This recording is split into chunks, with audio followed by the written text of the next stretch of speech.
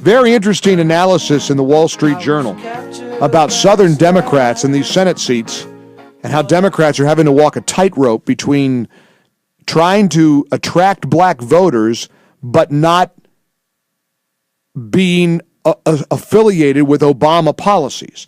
Republicans need to net 6 seats to win a Senate majority next month.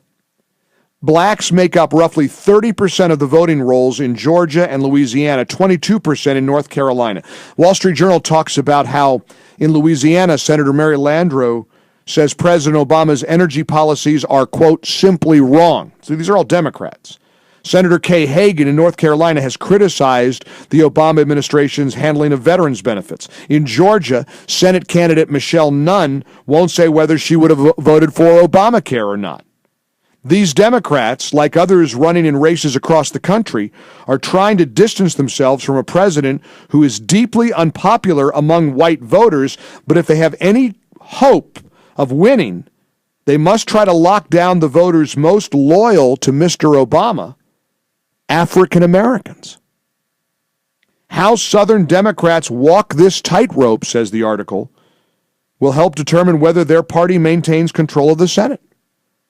So I wonder if it's with that in mind that outrageous things like this are said by leading black Democrats. Elijah Cummings, congressman from Maryland, appeared on CBS's Face the Nation yesterday, and the issue came up about this recent security breach at the White House from Bob Schieffer. Listen to what Congressman Cummings says about it. You know, there are these reports, and I know you're aware of them, in the black community that a lot of African Americans are worried that the president is not being protected because he's an African American, and that this wouldn't be the case if he were white.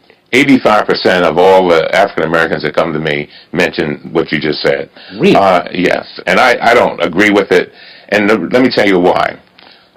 Again, we have information that this goes all the way back to the Bush administration. A lot of the problems that we're talking about now, it's just that they're coming to light. So a lot of these things existed before President Obama. Now, this is a ridiculous question posed by an interviewer, Bob Schieffer, who, of course, is a liberal lion himself, suggesting that reports that the black community thinks that Obama's not being protected correctly because he's black? And then Congressman Cummings reacts with an equally irresponsible answer. 85% of the African Americans who come to me mention what you just said. What do you mean? Where do you get 85% from? How could you, what kind of data did you compile that with? An abacus? 85%? But his answer is in the affirmative.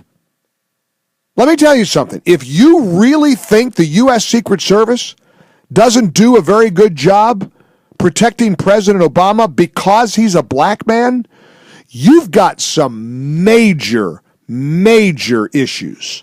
You got problems way beyond what a radio talk show host could diagnose over the airwaves.